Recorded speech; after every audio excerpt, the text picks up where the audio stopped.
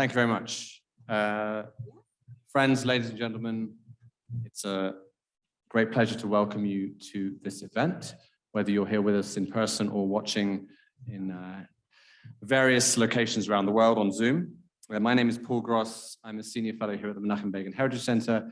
It's nice to see some familiar faces, people that have come to these events often, or that I see on screen, because we also have a lot of events that I'm involved with on Zoom. So it's nice to see people in person now that the whole period that we don't like to talk about is behind us.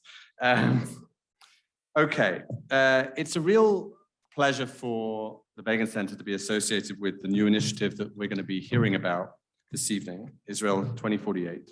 Perhaps without getting into the current political situation, perhaps in this period of Israel's 75 years, or almost 75 years, more than any other, there's a need for serious, thoughtful, multifaceted conversation about where Israel is headed, about what sort of country we want to be.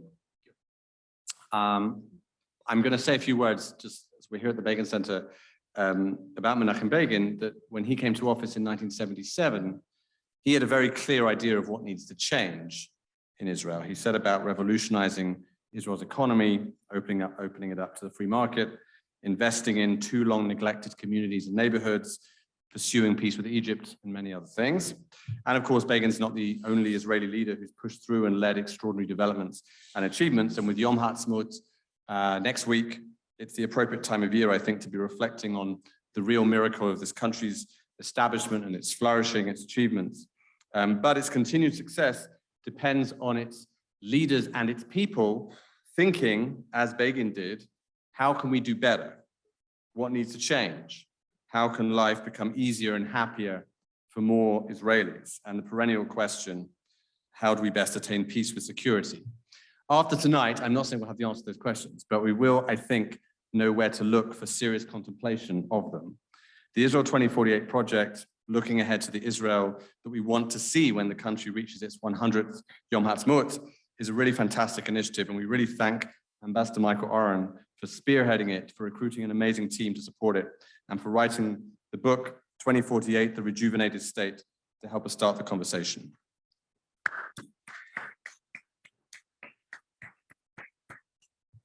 Okay, let me introduce our panel. Firstly, of course, Michael Oren, Israel's former ambassador to the United States, former member of Knesset, Deputy Minister of Diplomacy in the Prime Minister's Office, a graduate of Princeton and Columbia. He's taught at Harvard, Yale, and Georgetown. He holds 4 honorary doctorates and was awarded Statesman of the Year by the Washington Institute for Near East Policy and the Martin Luther King Legacy Prize. His last 3 books, 6 Days of War, Power, Faith, and Fantasy, and Ally, were all New York Times bestsellers and won both Los Angeles Times and Jewish Book of the Year awards. He's formerly the Middle East analyst for CBS and CNN. He's appeared on Stephen Colbert, Bill Maher, 60 Minutes, The View. He's written more than 100 op-eds and articles for publications in publications such as the New York Times, the Wall Street Journal, and the Atlantic. He was a combat veteran in the IDF. He served in the paratroopers and holds the reserve rank of major. Michael Oren was named by NPR as one of the best college commencement speakers ever. By Politico as one of the 50 most influential thinkers in America, by The Forward as one of the 5 most influential Jews in America, and by the Jerusalem Post as one of the 10 most influential Jews worldwide, and by the Begin Center as one of our favorite speakers. He's currently the president of Israel 2048, an NGO dedicated to engaging Israelis and diaspora Jews in dynamic discussion about Israel's future. He'll be in conversation with our great friend, Professor Gil Troy, a wonderful friend of the Begin Center, and I'm proud to say a friend and mentor of mine. Gil is a distinguished scholar in North American history at McGill. He's an award-winning American presidential historian and a leading Zionist activist. He's most recently the editor of the new 3-volume set, Theodore Herzl's Zionist Writings, the inaugural publication of the Library of the Jewish People, which we also launched here last year. He's the co-author with Natan Sharansky of Never Alone, Prison Politics and My People, and the compiler and editor and writer of the fantastic The Zionist Ideas, Visions for the Jewish Homeland, Then, Now, Tomorrow, which we also launched here. Gil Troy was recently designated an Allgemeine J100, one of the top 100 people positively influencing Jewish life. He's the author of several other books, about American political history and Zionism in Israel. He's a prolific writer of essays and opinion pieces. He's been published in the American, Canadian, Israeli media, and writes a weekly column for the Jerusalem Post. And last, but by no means least, moderating this discussion will be Rachel Moore, the principal of More Connected Communications, a public relations consultancy who spent most of her career working with Jewish nonprofit organizations and Israel public advocacy. She's co-founder of the Israel 2048 nonprofit organization formed to help bring this fantastic book to the public and empower a subsequent international conversation among the Jewish people. Rachel, over to you. Thank you so much, Paul, and thank you all of you for joining us. We're very happy to see you here. And yes, as Paul mentioned, we made a decision. Some of the volunteers who are here with us today, together, we decided that this needed to be an organization. Yes, to facilitate the publishing of this book, but also to be able to facilitate important conversations. And we hope that this is one of the first of many of those important conversations, and are looking forward to having time for you to be engaged in the conversation together with us. The way that we'd like this evening to go is that I'm going to give both Michael and Gil an opportunity to just introduce why this project, why now, why they're involved, why Michael chose to write the book. Please forgive me for not addressing them as Mr. Troy and Ambassador Oren, which they both deserve. I am at the top of the list of the people who admire and respect them both, but I'm also gratefully friends and know them too well and know that I will slip up if I don't establish using their first names. So I'm going to give them each a chance to speak.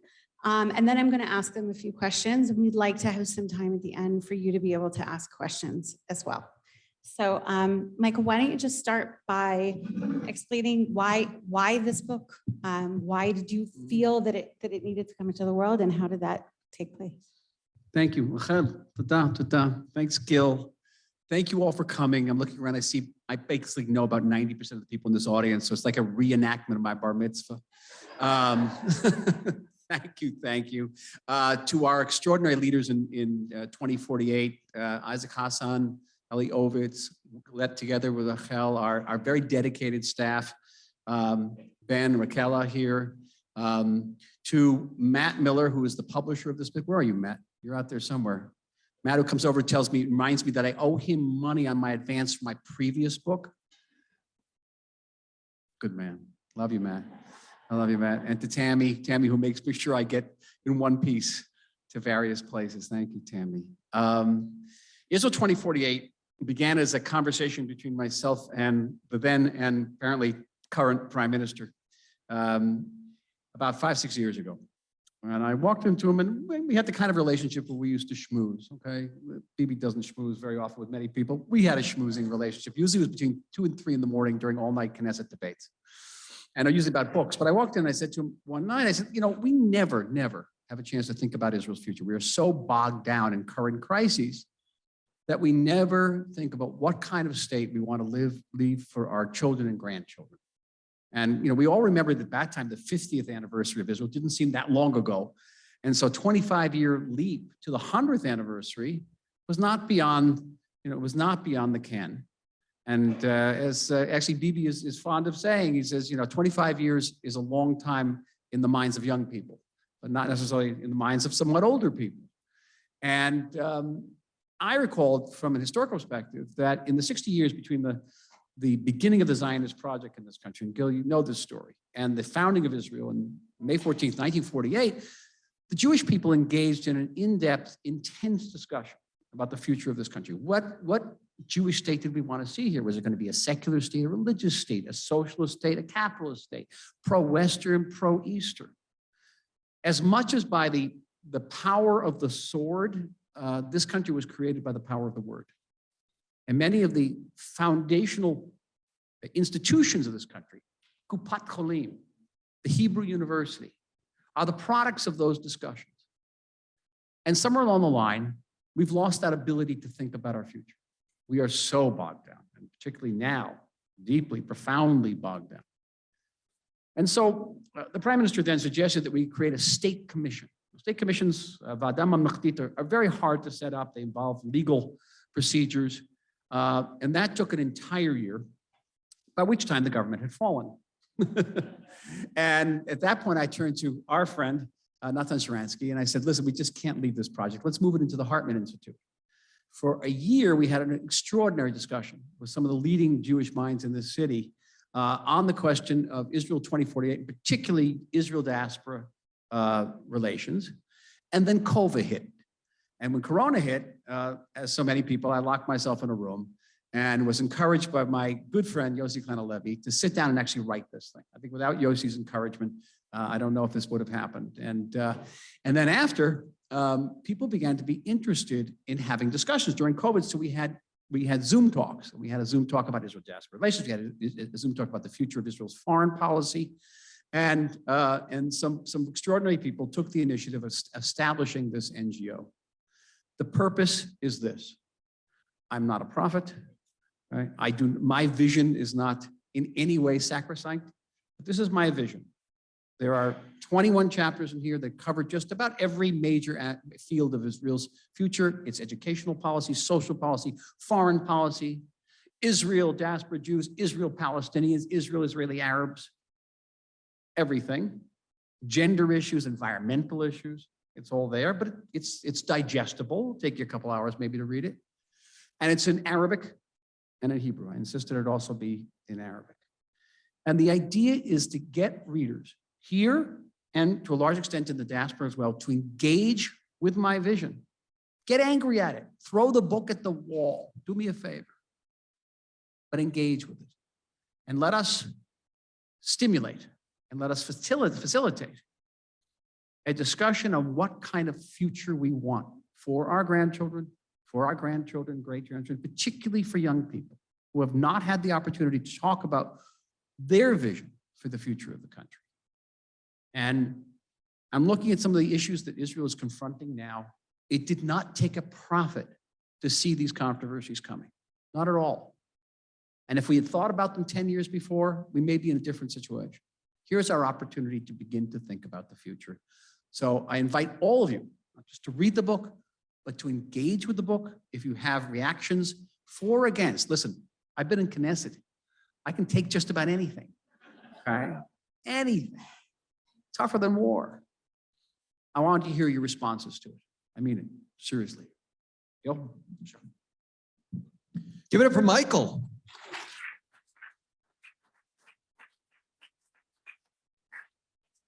It's always a particular pleasure to be at the Begin Center, which has become such an important home and launching pad for conversations and for vision and for Zionist values, as old-fashioned as some of those ideas might be. For me, it's a particular honor to be with you, Michael, because one of the great things about living in Jerusalem, and it's part of this whole Aliyah project that I've had, is I've been able to meet people whom I first met in print, became my heroes, became my teachers, became my mentors, and are now friends. And I'm really honored to be able to call you a friend, but more important than that, I just want to thank you in the name of so many of us for teaching us so much over the years, for inspiring us so much over the years, and for continuing that with this very bold project. I buttered you up enough? No, we could go more, but I was in Jaffa. Having tried to charm you, now let me tell you what's wrong with this project. This is deeply, deeply ahistorical. This is, in many ways, un-Jewish, and it's anti-Israeli. It's ahistorical, right? We historians, the one thing we're not supposed to think about is the future. I always say, as a historian, it's hard enough for me to predict the past. I can't begin to predict the future. And the fact that the two of us are sort of these experts in the past, what the heck do we know about the future? It's un-Jewish, because one of the things I love about being Jewish is people always say, what made you a historian? I said, because every holiday we have is rooted in history. We time travel constantly.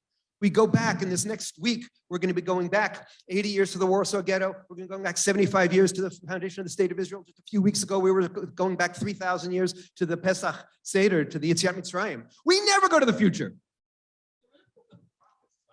But the era of prophecy is over. And it's anti-Israeli because you already suggested we are the ultimate country of the patent. We're the ultimate country of the seat of the pants. We're the ultimate country that doesn't have words like accountability, that doesn't have a forward-thinking budget process. So what are we doing? The genius is that this is a deeply Zionist project. And what you said, that's what Zionists do. Zionists don't just live in the present and don't just root ourselves in the past, but we also think about the future and we roll up our sleeves and make it better. And I was honored to be here when we launched the Theodor Herzl project. I have to give a shout out to Matthew Miller. And the two things that really struck me about Theodor Herzl were, one, what was his great gift to the Jewish people? After centuries of a leap of faith, and of course we need that so much, still, he gave us a leap of hope. What's the leap of hope? That tomorrow will be better than today, and it's our responsibility to roll up our sleeves and make it happen. And the second thing is when you read his diaries, all 2,700 pages, every day he woke up and he tinkered, he thought, he brainstormed. What should the flag look like? What kind of workers' relations should we have? What kind of machines should we have in this Jewish state? And you're continuing that. And so despite the fact that it goes against my historic Jewish and Israeli instincts, I'm very excited as a Zionist. And, you know, as you alluded to, there have been some constitutional issues raised in these last couple of weeks here in Israel. And doing that thing that we historians do, research, I came across two extraordinary statements by David Ben-Gurion, where he was explaining basically, first in a speech, and then to a 1949 cabinet meeting, why he basically was subverting the vision of the Declaration of Independence and not having a constitution. And among his reasons for why he didn't want a constitution, and one of always he says, well, we're Jews, we're so busy, we've got to fight and survive and absorb all these immigrants. We don't have time for all these debates. But he also said, this is 1949. 6 Arab armies have attacked. 6,000 Israelis and 600,000 people in this new country are going to be killed. But the country is doubling itself in 2 years. Who imagines that it's going to survive? General George C. Marshall had said, you can't launch this state, it's not going to work. And what does Ben-Gurion say? He said, I don't want us to make a decision today that will handcuff our successors 300 years from now. So he was not only thinking 25 years ahead, he was thinking 300 years ahead. And that's the Zionist move. So I'm really honored to be a part of this. I also, over my lifetime, have been lucky enough to be part of many, many book launches. But what's exciting about this, and you mentioned this, Rachel, too, is that this isn't just a book launch. This is a conversation launch. And as important as it was for you to talk about vision, what I most loved about the book was simply the agenda. Simply asking the questions. Simply getting us thinking about what should Israel look like, what Israel will look like, and most important, what are we going to do to make it happen? So thank you for inviting me, and thank you all for being part of this conversation.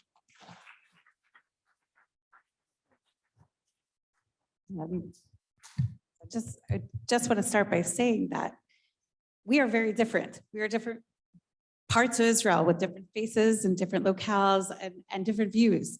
And I did not get involved with 2048 and insist that we needed to make this big project because I agree with everything that Michael Oren writes.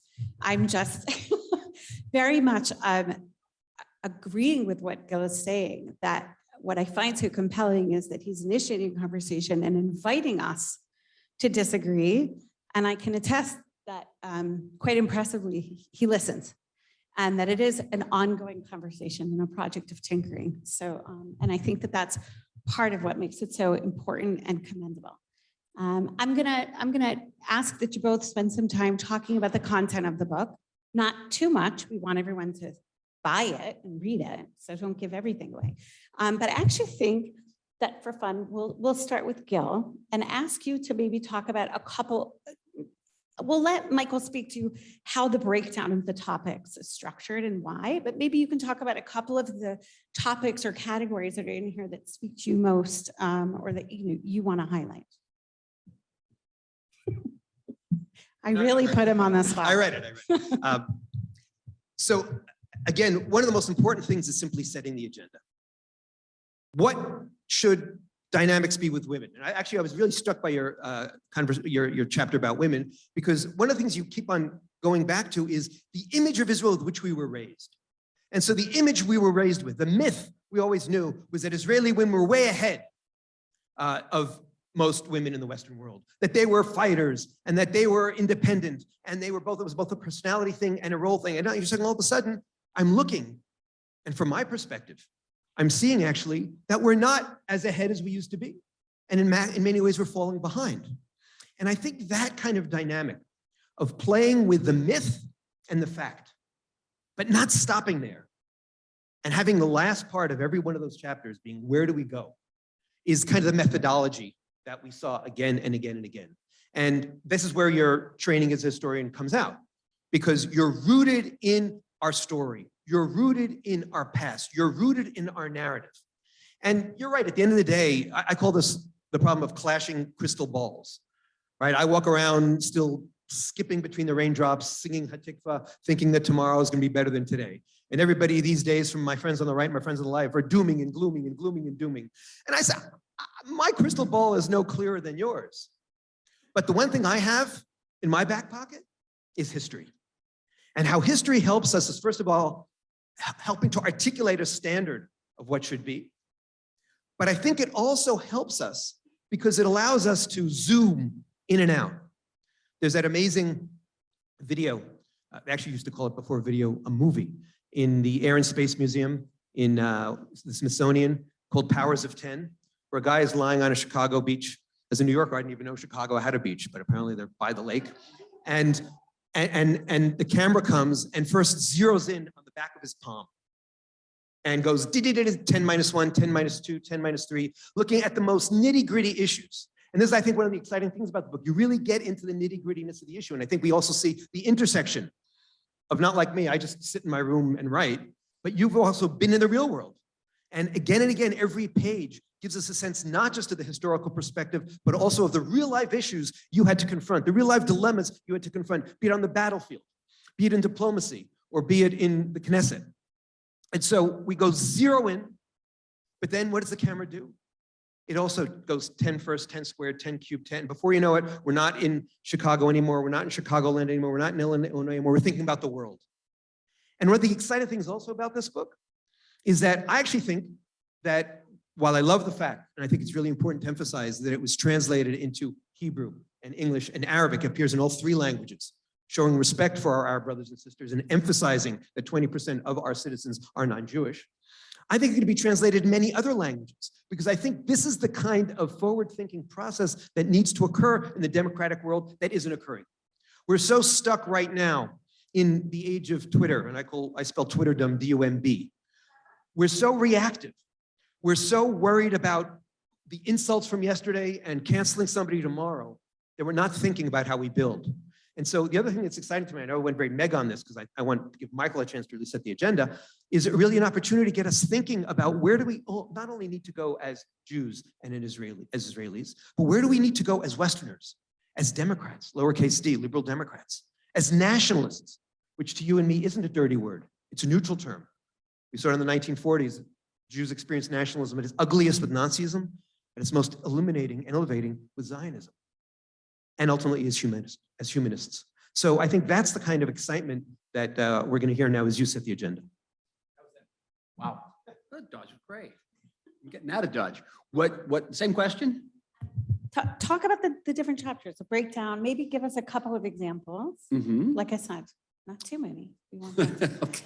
be left wanting more. That's all right. I could just spend a hours couple of here talking examples. about this. But also how you came to the process of breaking it down. I know from experience and being there, it was somewhat of an organic process, and there was a lot of feedback involved. Oh boy, some of it rather heated, especially on religious issues, especially about the Haredim. A lot of sections that deal with the Haredim here, and that was, I think, the most sensitive of all the issues. It's interesting. Okay, so mention, sure, I come to this with an historical perspective, but also a political perspective. While in the Knesset, and now we're talking about 5-6 years ago, I worked with Ayelet Shaked on reforming the Supreme Court. And we all understood, we were not in the same party, we came from different political perspectives. We understood that the current situation was not sustainable. For those of you who are Americans out there, you get not 1, but 2 opportunities to influence the composition of your Supreme Court. You vote for the president, you vote for the Senate. And that is why the composition of the Supreme Court is a major issue in American electoral politics. I know in my family in the United States, it's one of the major issues that they vote for the president on. How is that president going to impact composition of the Supreme Court. Anybody's been asked here in an Israeli election what we think about the composition of the Supreme Court? Is that an issue here? It's a non-issue, and very simple reason. You don't have that influence. And the majority, the judges on the Supreme Court are chosen by a panel of 9, but the majority opinion on the 9 is by sitting justices and other jurists. And sitting jurists and justices will automatically choose somebody to replace them who thinks like they do. They're not going to replace someone who disagrees with them. So in terms of the worldview, the Supreme Court of Israel was exactly where it was in 1992. But guess what? Public opinion has moved on significantly to the right as it happened, and that is reflected in the Knesset. So the gap in the worldview between the Supreme Court and the Knesset was getting wider and wider, and increasingly the Supreme Court was turning down on ideological grounds, or on legal grounds, pieces of legislation. And that had to be reformed. It had to reform also the scope of the Supreme Court. The Supreme Court of Israel has the widest scope of any Supreme Court in any democratic country in the world. Everything is adjudicable, according to Oren, including the placement of these chairs or the intensity of these lights. And that was not a sustainable. What? It was unreasonable. We'll get to that's another issue. But these are the two fundamental things: the scope of the Supreme Court and the manner of appointing the judges.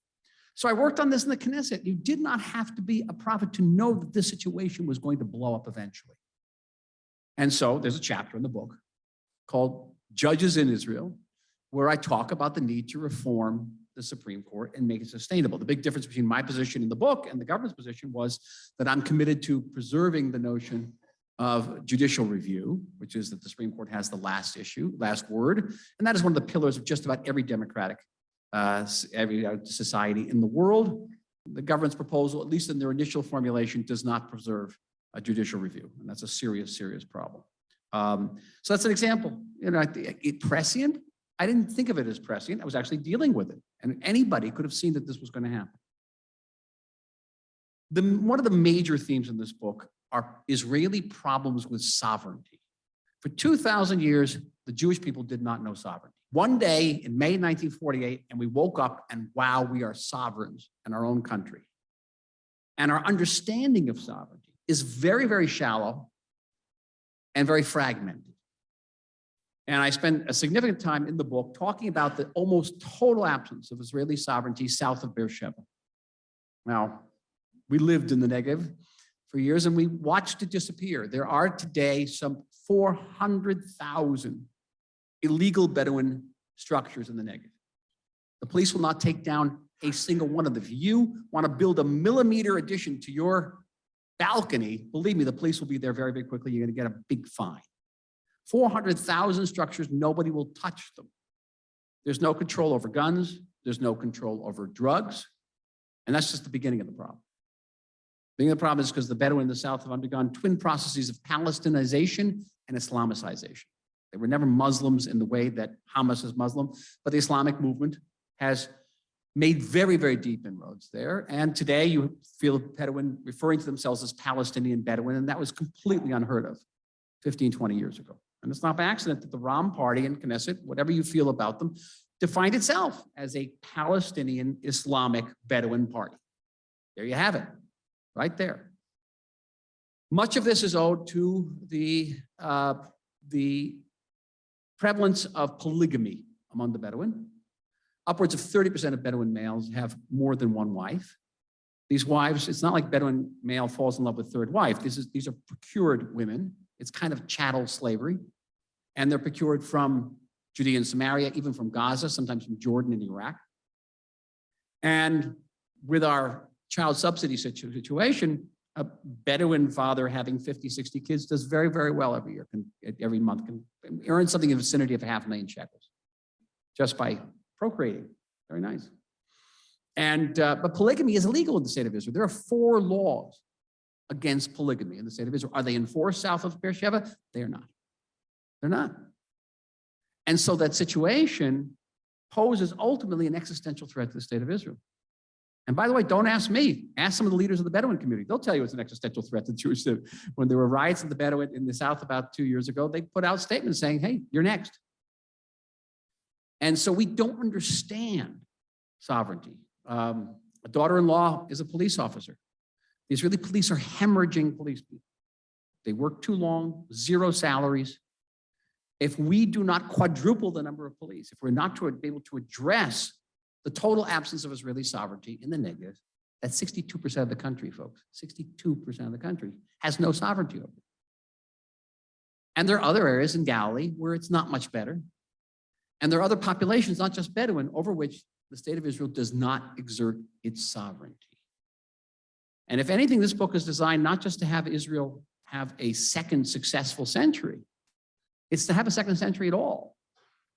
And if we don't address these issues now, then we will be in very endangered territory. Now, I don't want to leave you on a depressing note, but I will. And because I want this to sink in. One of the silver linings of the recent upheavals here has been a deepening awareness that we cannot just shove these things under the carpet. We can have a situation with a Haredi public that is giving its youth a less than second grade education, because according to any demographic slide rule, we're going to, in 20, 30 years, we're going to have something between a quarter and a third of all elementary school children will be Haredi, but they will not be able to sustain this economy. And that's something we have to address right now. And I get the sense from the recent upheavals that people are becoming increasingly aware of it and are unwilling, as they say in Hebrew, lavor l'seder-hayom, just sort of pass it on. And that's very good. Awakening of society is crucial. And I've stolen an idea from Rachel because I steal a lot of ideas from a lot of people. So I just want you to know, if you say something here, you have any chance it's going to be stolen. She says that what we're going through now is the adolescence of the Jewish state. It's 75 years old. We're finally growing up. And I derive a lot of satisfaction and peace from that. Thank you. Okay, thank you. You sort of, I don't know if preempted me or lined me up for my next question. I'd like you to speak specifically to the people who are watching and the people who are here, like these two young women who are sitting in the front row, who are about to complete high school, and challenge you both to address why. What's the chutzpah? Address the chutzpah of asking them to dream and have a vision for the future and think big when they are worried about tomorrow, when they are worried about today, when there's so much division and instability in the country right now. How can we be bringing everyone to a point where we're asking them to think about what they would like to see and what will be? Here, fall back on the historian's hat, okay? I have two historian's hat. One is a personal hat and one is a national hat. So let's start with a personal hat. I have been here a really long time. I'm coming up to my 50th anniversary in this country is not beyond the canon. And when I came to this country in the 70s, Israel did not have peace with Jordan and Egypt. We did not have certainly peace with the Abraham Accords countries. We did not have relations with China. We did not have relations with India. Not only could you not go to India after the army on your Achrei, Shirut Tiul, but they wouldn't let our national badminton team play in India. They wouldn't let our national chess team play in India. It was enemy country. There was an entity known as the Soviet bloc, Russia plus 6 countries. We had no relations with Africa, almost no relations with South America. We had a nice kind of friendly relationship with the United States. We didn't have a strategic alliance. This was a poor, lower class country. Our biggest export was oranges. And who would have thought? Scoot ahead in my lifetime, okay? In my lifetime, that I would see relations, peace with most of a big chunk of the Arab world, relations with India, relations with China, relationship with its former Soviet bloc countries, some of our closest friends in Europe, relations with Africa. When I was in the deputy to the prime minister, I would host an African leader every week. It was extraordinary. They were lined up. Our relationship with the United States, one of the deepest and most multifaceted strategic alliances which the United States has ever known with any foreign country. And this country is regularly rated the number 8th superpower in the world. Inconceivable. If someone would have told me the day I got off the plane back then that this is what Israel would look like today, I'd say they were crazy. Nuts, you're dreaming. What drugs are you on? I came here to get away from the drugs of America. Here, look. That's the personal hat. The historical hat is May 14th, 1948. That's 600,000 Jews. 600,000 Jews here, the population of Boston. You're from Boston, 600,000 people. No allies, only adversaries, no natural resources, nothing, nothing. And this country turned around and several years quadrupled its population. It created an army which would eventually be twice as large as the French and British army combined. It would create a democratic system of government that would become, in time, one of the maybe 5 countries in the world that has never known a second of non-democratic governance, with Canada, United States, Great Britain, really 5 or 6 countries in the world.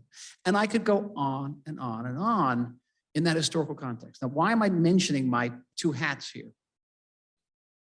Yes, we are confronting some very difficult challenges today. Our country is riven with divisions, political, ethnic, religious, social. You name it, we got the division. We are facing rising tides of terror. But in a historical perspective, I know that we have encountered and surmounted far, far greater obstacles. And it's extremely important for me because believe me, I can sometimes get overwhelmed and feel that there's no hope. And it was tough writing this book, writing about some of these very, very difficult issues. You had to have those 2 perspectives. You cannot be an Israeli, I believe, with those 2 perspectives and not at some level be very optimistic. Not Pollyannish, not unrealistic, but be optimistic. And to know that we can overcome these issues, it won't be easy. It won't be. Keep the 2 hats in mind. Okay? It's an advantage I have being at this age. Sorry.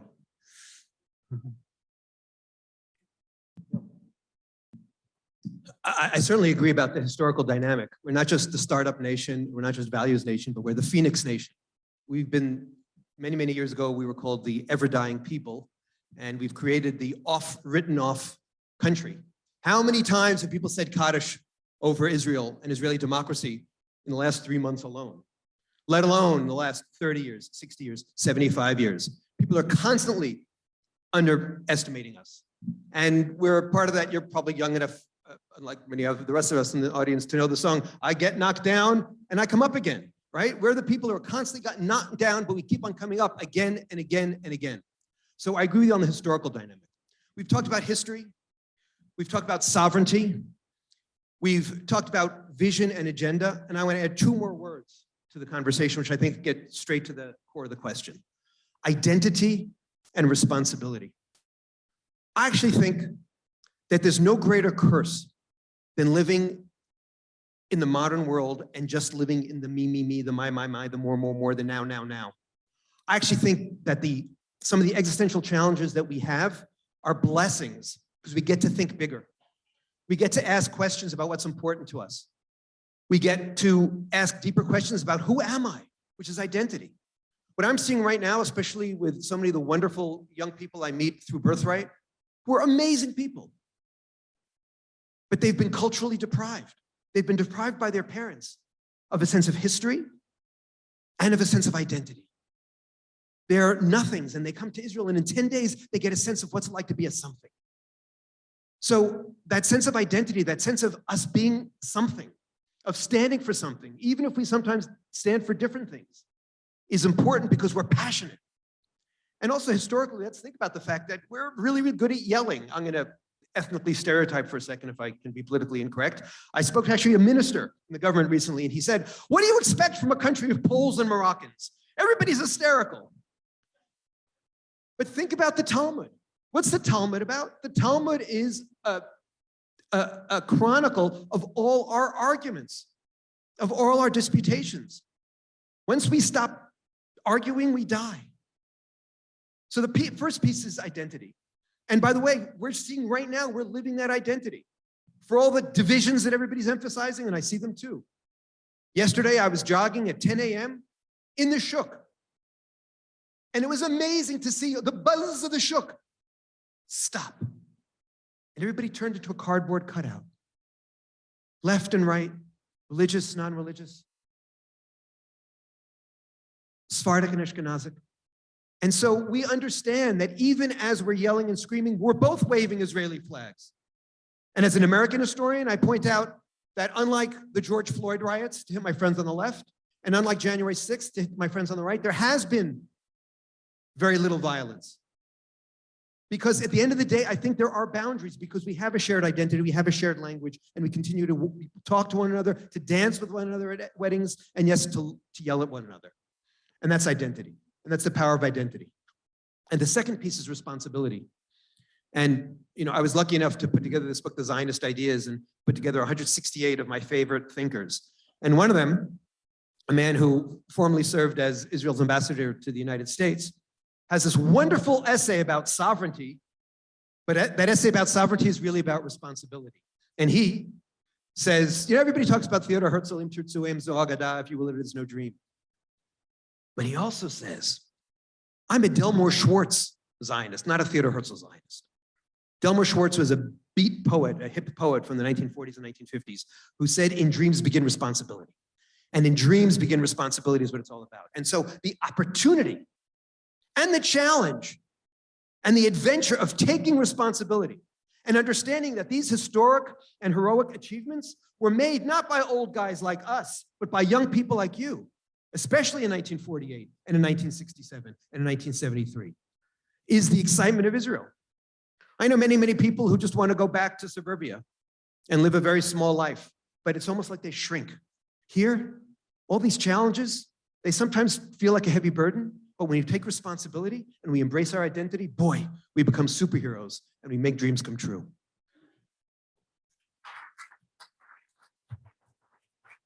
Beautiful, both of you. And if I can be so bold, I just want to add that I think that the answer to the pain and the anguish and the frustration that is exactly what you're both saying. It's wholly arguing, it's dafka, saying, what are we learning from what's going on right now? How are we using that as the impetus to make things better for 25 years from now? That's the exercise. They're saying, irrespective of what you think about the current controversy of reform, not reform, the fact that hundreds and hundreds of thousands of Israelis come out of love and fly Israeli flags and sing Hatikva is, to my mind, by international standards, totally extraordinary. Some of us are old enough to remember the 60s, some of us. And in the 60s, we didn't fly American flags, we burnt them. And we didn't hug soldiers, we spat at them. And the depth of love and taking responsibility in this country is something that I don't know any parallel. I don't know any parallel around the world, and perhaps even in modern history. The closest thing I can think of is, Czechoslovakia in 1989. And I think, irrespective of how you feel about this controversy, there's reason to be very, very proud and hopeful because the way this country has conducted it so far. Before we move to questions, I'd like you both to talk about, you've laid out for us your vision for the country at 100. I'd like you to talk about your vision for 2048, the book, and what this is going to, what you hope to see come out of the hard work that's been in over years and finally having the book published, and what you hope is the response to the people who are here reading it, and what you hope to see come out of this project.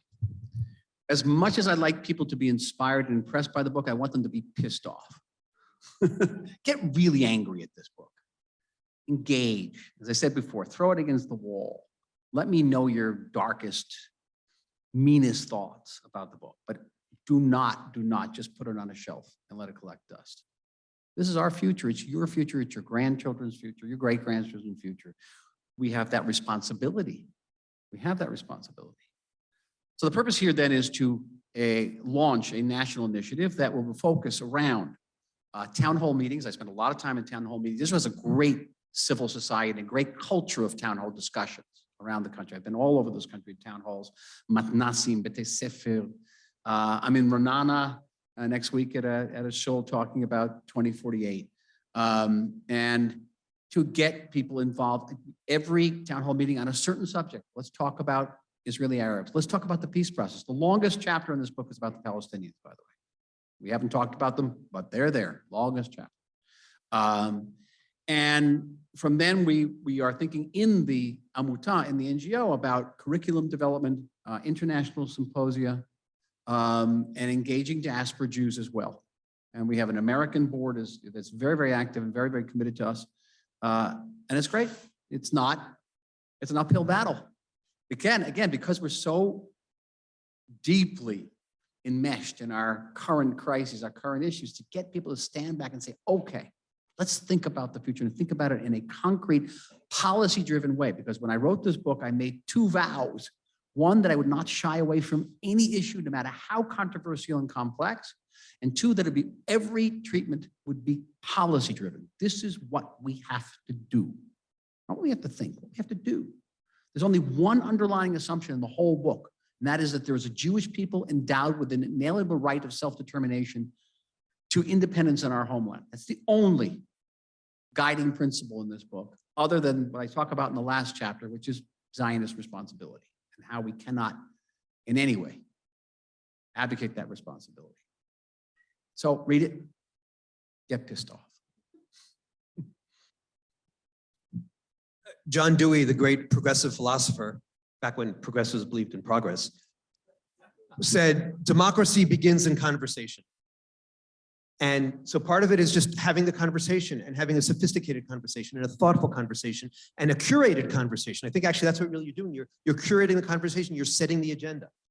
And also I invite people to look at the 21 chapters and say, what should be chapter 22 and chapter 23?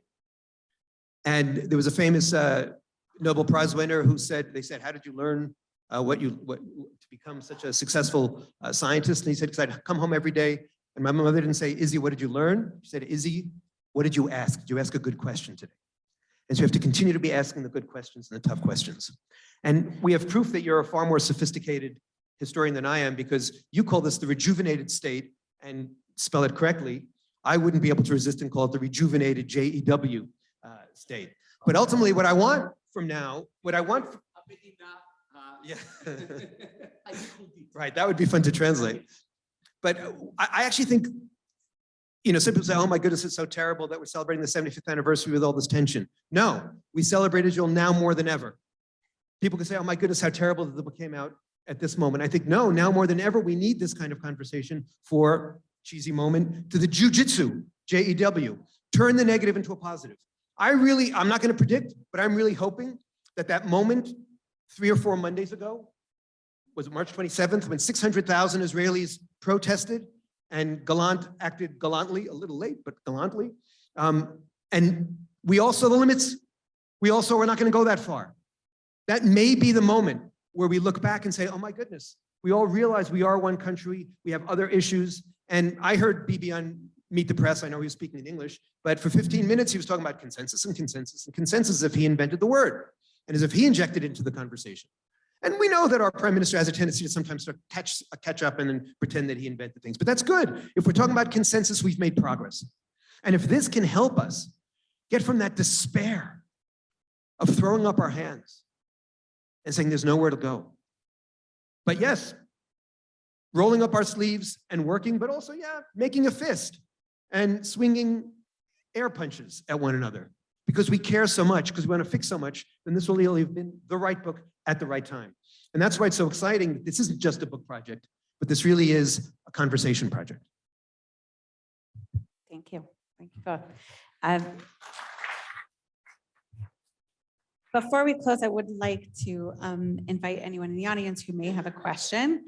Paul, can you help facilitate that in terms of a microphone? Before we ask your questions, I would like to, as much as we have been throwing around the word conversation a lot, I would like to politely ask you not to be making statements and to stick to a question. If it is turning into too long a statement, I will have to stop you. And yes, I'm from New England. I don't like having to do things like that. So please don't make me do it. Just think about how you can get across your thoughts as in question form. I just want to say, please do wait for the mic before speaking, because otherwise our Zoom audience won't hear the question.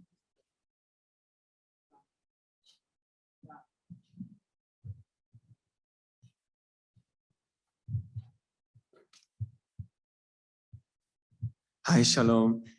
How do you convince, first of all, thank you. How do you convince populations who aren't necessarily invested in the future of the state of Israel as the state of Israel to get on board with this project? Really good question. I mean, it pertains to two populations in particular, to the Israeli Arab population and the Haredi population. I think that I've had extensive connections with the Haredi population, both here in the United States. You cannot generalize.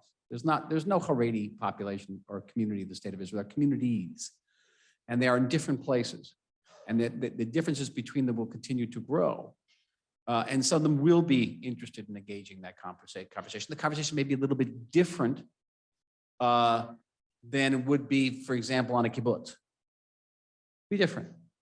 In one of my public roles, I initiated a project to have a Haredi birthright program.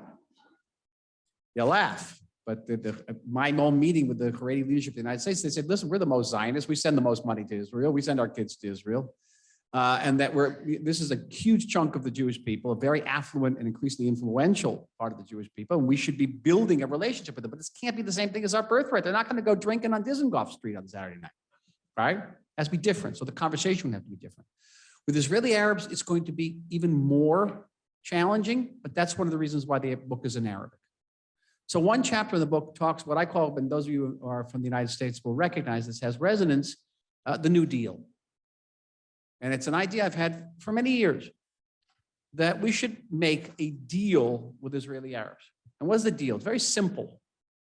On one hand, Israel declares war against discrimination, but true war just doesn't sort of shake its head and click its tongue. No. War to assure total equality in the workplace, in universities, in government, true equality and true opportunity. On the other hand, Israeli Arabs are loyal to the Jewish nation state of the state of Israel. And if that seems like an extraordinary notion, note that of the 194 nations in the world, most of them are nation states. And most of them have minorities that are not part of that national identity, and they are loyal. I'll give you a good example. Who's from Great Britain in this country? Yay, hello, Great Britain. You got a flag that has not one but 3 crosses on it. Any problem saluting it? Any problem singing a hymn to the head of the Church of England? Right, an anthem? How many Anglo-Jews have fought for that flag? How many Anglo-Jews have fallen for that flag? Why can't an Israeli Arab salute the Magen David? It's not outrageous. That's actually the norm in international affairs. Outrageous. So that's the New Deal. And that's one of the reasons why I put this book into Arabic as well. Because we have to, as Gil and Rachel have said, they're 21% of our population, not going anywhere. We do have an offer now to translate it into French. We want to get into Russian, Spanish. Better get in Spanish for Tammy from Colombia. Yeah, that's your answer, Martin. Shalom. I wonder if your book deals with the issue of not Palestinians, but Palestinianism, which is a philosophy of Islamofascism. And these are our enemies. And I don't see how we could possibly continue living with a group of people that is promoting Islamofascism against us and our destruction. So could you please talk about that a little? Well, if you're the historical perspective, you don't see that much difference. That the effort to destroy this country at its birth and thereafter always had a major religious component. And I have a good perspective because I think I've been involved in almost every peace initiative, going back almost 30 years, from one degree or another. I also participated in the last round of negotiations with the Palestinians. And I learned a couple of things. One of the things is that you can spend 20 years in university and you will not learn as much as you will learn in 20 minutes of discussions with the Palestinians. And one of the things you learn is that seemingly this conflict is about borders and about Jerusalem and security, but it isn't. The conflict is about identity. And identity conflicts are extremely difficult to resolve. Or as one Palestinian negotiator said to me, quote unquote, you want us to recognize you as the Jewish state? Don't you understand that by doing that, you'll be negating our identity? All right. And suddenly I realized in the Fala Simon, we wake up in the morning and we're Israelis and Jews, not because we're not Palestinians. They wake up in the morning, they're Palestinians because they're not us. And by recognizing us, that's negating their identity. Very, very difficult. So where does that leave us? Why? What do I write about in this book? I said, okay, if this is a situation, how in any way can we move forward to a better place with the Palestinians? How can we defend ourselves? And it's a hard book. Yesterday I was at the Shiva for the D family. I had this discussion with Rabbi Dean. Our discussion a little bit with Steve Flatow as well. Talking about a eulogy that Moshe Dayan gave for his friend Roy Rothberg in 1956. You know it. I think it's the only honest word ever said by an Israeli politician. I strongly recommend it. Yeah, sure. He says, Moshe Dayan gets up at this eulogy. He says, let's be honest with ourselves. We will not be able to exist here unless we have the swords at our hips forever. And we have to internalize that and stop kidding ourselves. 1956, he says this. I get complaints. I'm getting a little long. The last point is this.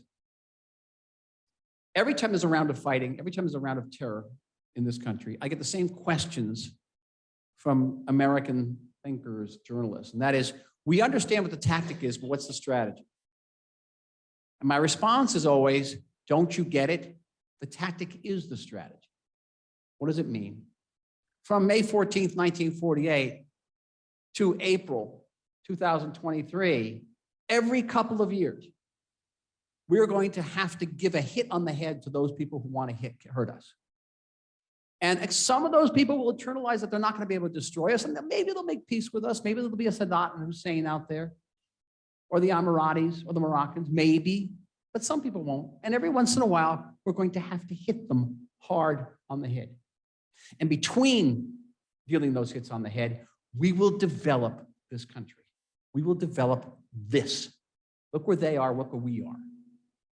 That tactic is the strategy. The strategy is to survive and thrive here. Every once in a while, we may have to fight to do that. That's the message of Moshe Dayan, 1956.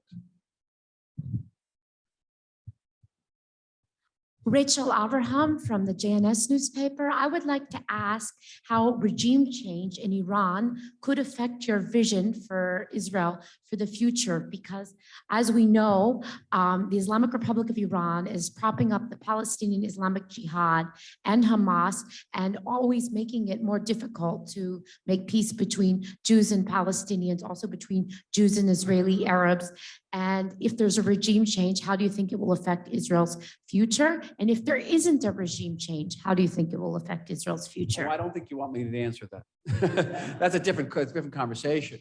One of the most disturbing, perhaps the most disturbing aspect of the controversies of the last several months is a sense of Jewish deja vu. We have in the audience a great historian of the Second Temple period of Josephus, Jonathan Price. And he'll talk about Sinat Chinam, that when the Romans were besieging the city of Jerusalem, the Jews were busy killing one another inside. Right, Joe? And I've had that sense of deja vu because the Iranians now are on a roll. They've just now reconciled with the Saudis through the good offices of the Chinese. They've signed a $100 billion, 25-year contract with the Chinese that has a military dimension. They've engaged now in a very successful military alliance with Russia. They have now strengthened their ties with Hamas and other Sunni terrorist organizations and surrounding us. And what are we doing? All of this while the Iranian regime is not walking, but racing toward nuclear military capabilities. And we are fighting one another. And believe me, they know it. They know it very well. And the round of terror that we've seen is directly related to that. They're probing us very successfully. That's terrifying for me. I've been involved in the Iranian issue now for 17 years, at just about every level you can imagine. And My feeling strongly is that we are headed toward a regional confrontation, which is every bit as big as the Yom Kippur or Six-Day Wars, and perhaps worse, because, and right now I see no way of averting it, because the raison d'etre of that regime is to destroy us. Raison d'etre. And the question is, do we take responsibility? Do we take our destiny into our hands? Regime change, halavai, inshallah. I don't see it happen. They've weathered these recent rounds of demonstrations very well, by the way, very well. To misquote David Ben-Gurion, who said, "We'll fight the British as if there's no World War II and the Nazis if they're the British." I think this has been the constant challenge in Israel. I call this Pilates. We have to strengthen our core. We constantly have to focus on what we can control and what's going on in our society, with our economy, our politics, our culture, as if we're not fighting this existential crisis. You talked, Michael, about how the fact that Israel has never known a day without democracy. In your book, you also emphasize that Israel's never known a day without peace, making really the only democracy in the world that has had that great achievement amidst such amazing challenges. And so that's part of the reason why we can't give up on this kind of project and can't give up on these kind of questions. We can't let them run the agenda. We can't let them set the tone. We have to be as strong as we can be against them. And I agree with you that one of the things that's been so depressing these last couple of months has just been the vast distraction to the Biden administration as well. The notion that while we're seeing every single day, even if we don't pay attention, how undemocratic, how autocratic, how theocratic, how evil the Iranian regime is, we nevertheless put ourselves in a position where we get lectured from the Americans about democracy, and lectured by American Jews about democracy is quite humiliating. And it's partially their fault, but it's partially our fault. And so again, it's that theme of responsibility. We continue to act as if we're not paying attention to the outsiders. We have to make sure that we have the best society, the most perfect society, the most ideal society, the most democratic society, the most humane society possible. But we also always watch our backs and each other's backs, and we make sure that our army is as great as it is. And by the way, everybody's talking about the reservists, but with 2 kids in the army, they report to me day after day that politics stays outside, and they're blue and white and they're khaki. They're not one side or the other. And that's the greatness, by the way, and those are our kids. So our kids are maybe teaching us, the grownups, how to understand patriotism and how to understand self-protection and self-defense.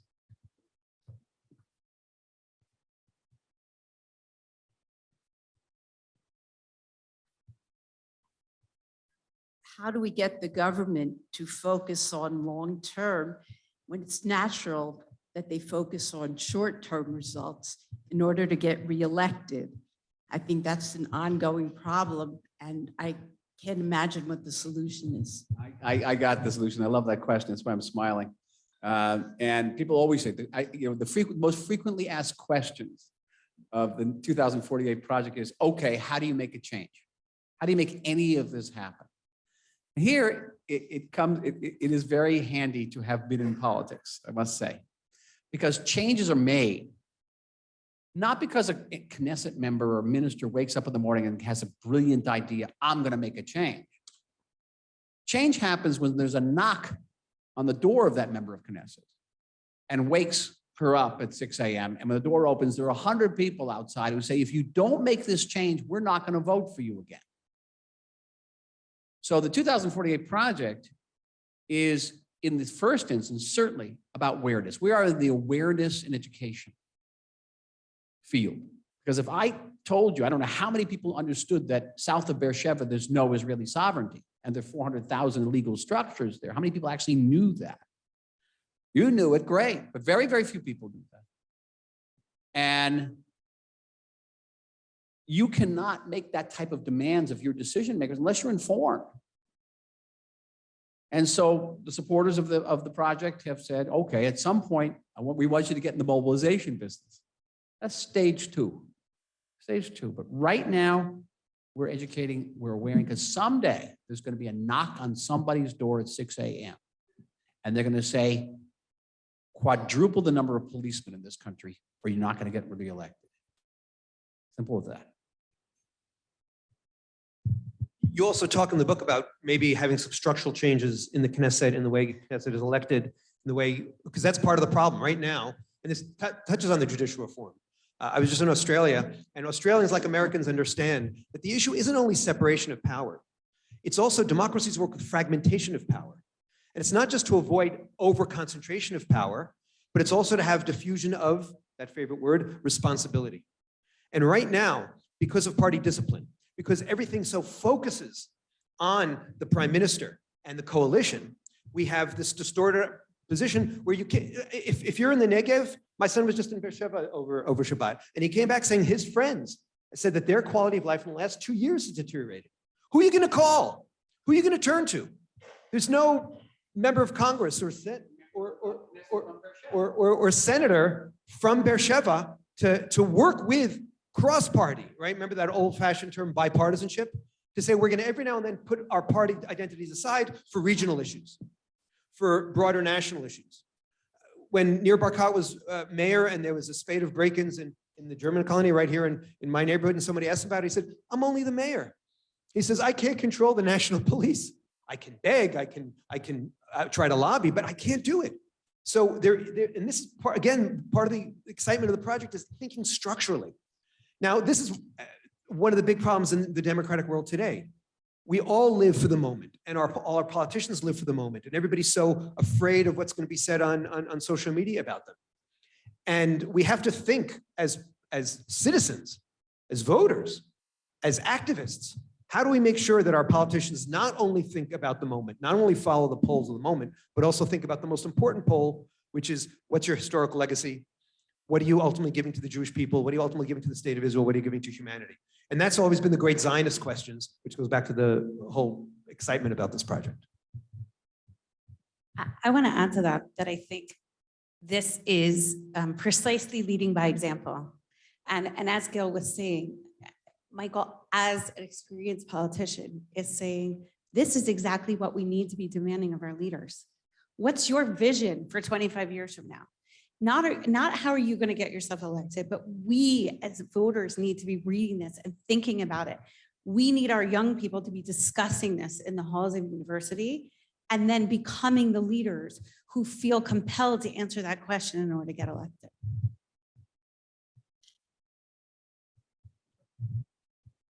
I'm going to just make one opening statement. I know you're not allowed to make statements here, but I have over almost 35 years experience working with the Bedouin in the Negev.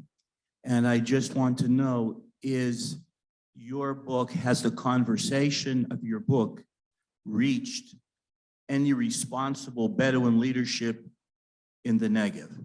Not yet, but it will. That's, again, it's one of the reasons it's in Arabic.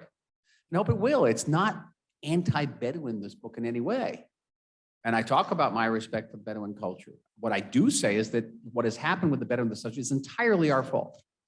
We ran away from responsibility. We didn't provide education. We didn't bring them into the society. We didn't even help the people, the Bedouin who served in the military. I dealt with the Bedouin also in the Knesset, and I heard it up front. So I look at the Bedouin situation, I would say 90% of this is our fault. Really, and I'm not exaggerating. I would agree with you, having worked with them from the government side. We've had government just on the side. I was a veterinarian taking care of their sheep and cattle.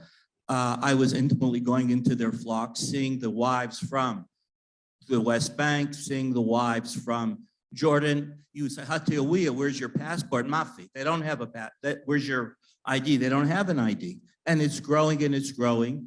The government has never done anything to stop polygamy. They've done nothing to make sure that the women went to school. They've done nothing, but they've done nothing. And if you're optimistic, I certainly am not, because I don't know how to get out of this mess. We have time, I think, for 2 more questions. There's a gentleman here and then somebody up top, and I'm sorry, but there will be time for more book signing and book purchasing afterwards outside.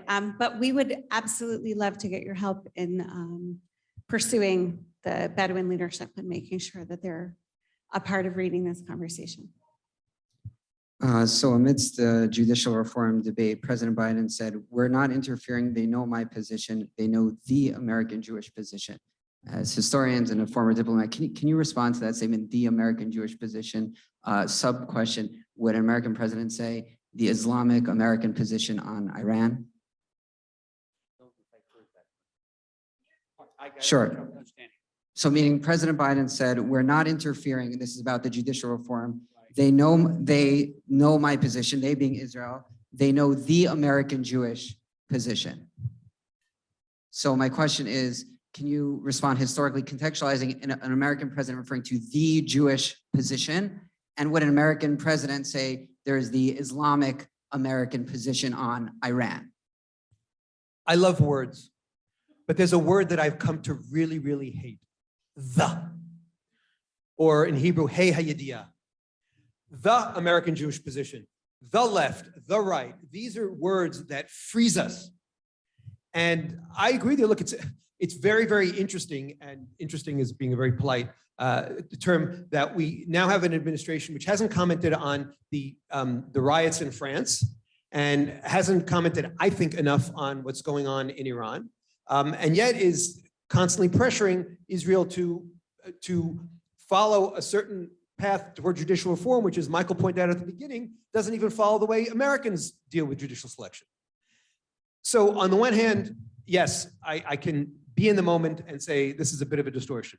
On the other hand, if you're asking historically, this has actually been the ongoing tick in American Jewish politics and in diaspora-Israel relations, that there is an illusion, in the same way that Michael said it's important that we look at Israeli Arabs and we look at Haredim and understand that there are different sectors of the population. There's a tendency to think that American Jews walk in lockstep.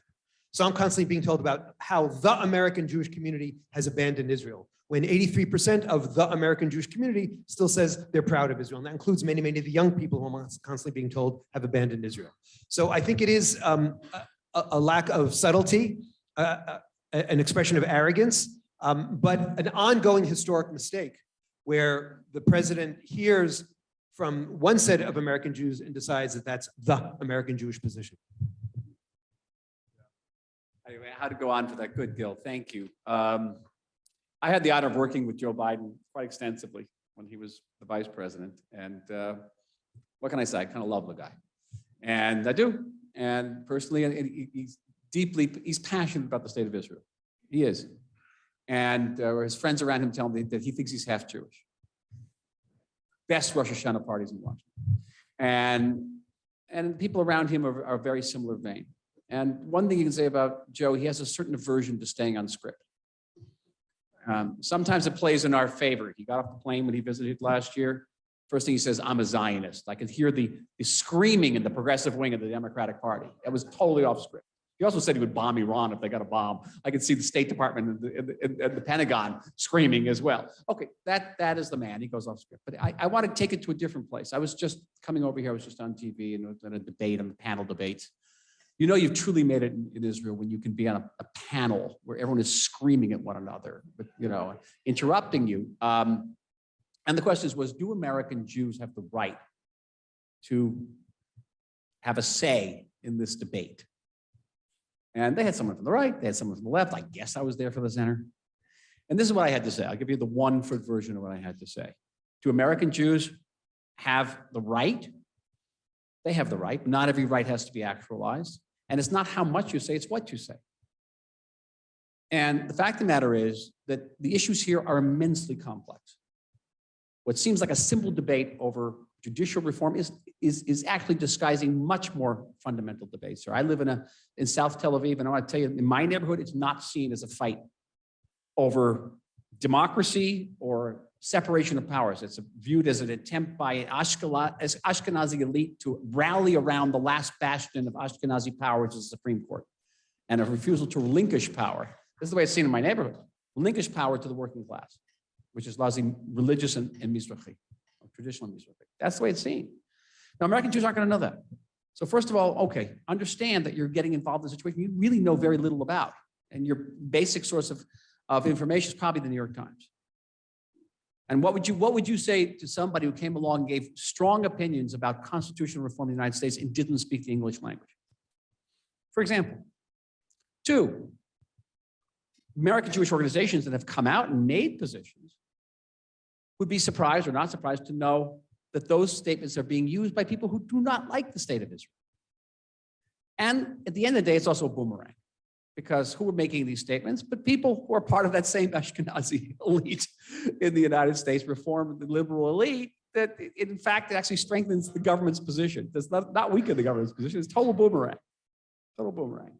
So, and the last point I made is, and I think that Gil, I think, would agree with me, the United States of America, which experienced not so long ago a total insurrection, which is now putting on trial the former president, right, which has a large part of its population which denies the validity of a presidential election, should not be lecturing anybody about democracy right now. A little humility, a little humility.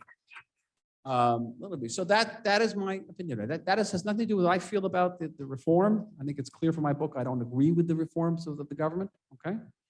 But I also recognize the need to reform. Guess what? Life, reality is not black and white. It's a lot of gray. And it's in the gray that this country has done very, very well. Last point, I have, in the book, I come out against the Constitution. I have been an anti-constitutionalist for more than 20 years.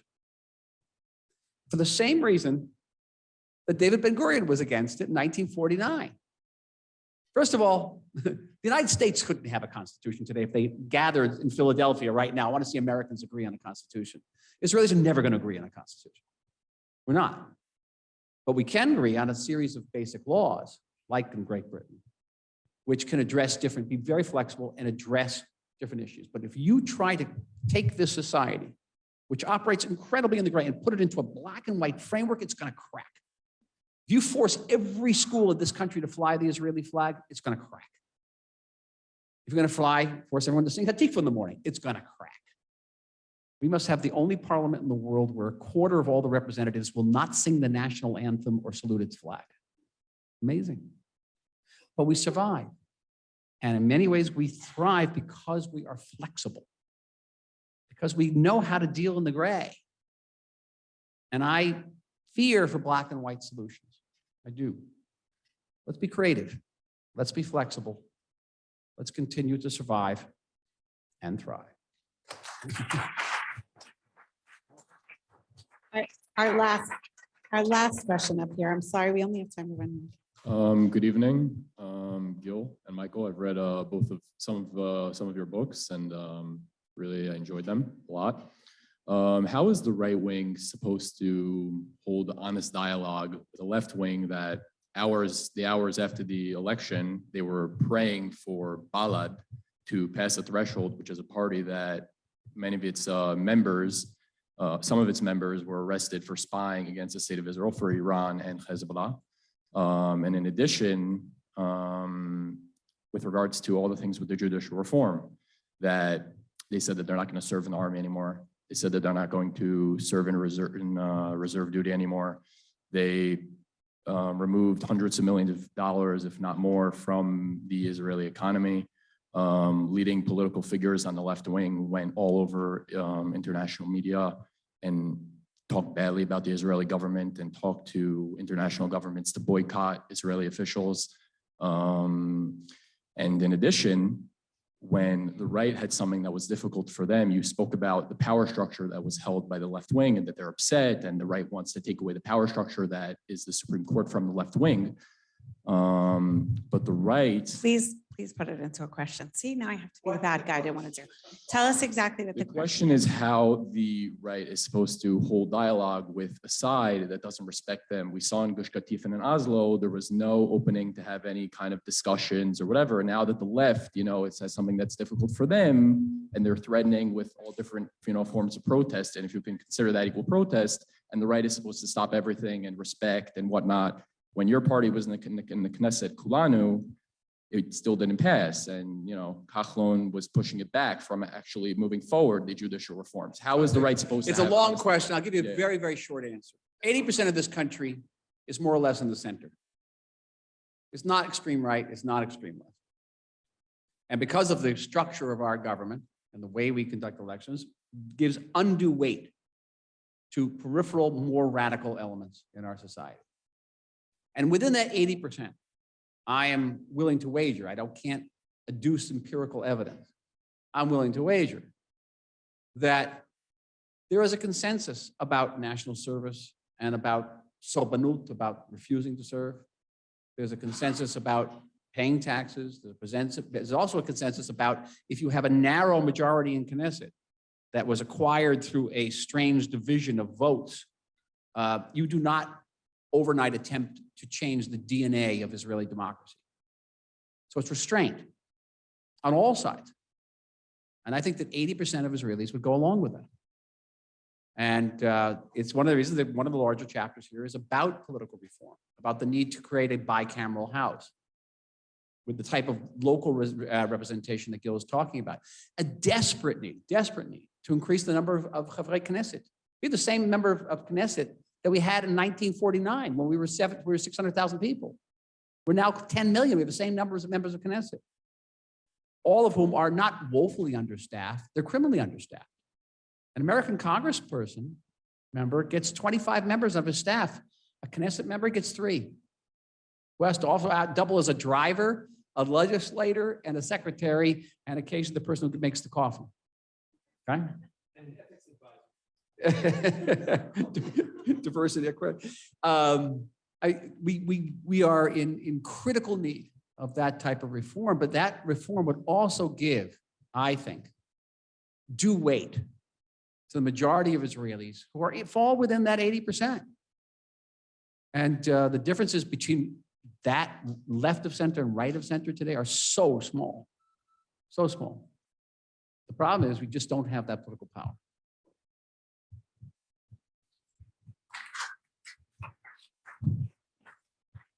We'll end with the amazing words of Rabbi D, who at the worst moment of his life, while eulogizing his 2 extraordinary daughters, said that emunah, faith, is about not focusing on what you don't have, but focusing on what you have. And then he turned and he said that we as a Jewish people, during these moments of Yom HaShoah and Yom HaZikaron and Yom HaAtzmaut, have to do that too, and see how much we have. So while I very much hate the word the, I also hate the word they. And I agree with you. I'm looking at the polls. I'm looking at 70% of Israelis asking for some kind of middle path, some kind of compromise. I'm looking again at the numbers of people actually in the army who are continuing to serve. I'm looking at the fact that we can choose to focus on the margins, on the they, and I'm sure our friends on the left here could have a very long list of all kinds of theys from the right who disrespect, who bully, who trample over fundamental rights and who embarrass. So if it's a conversation of they versus they, we all lose.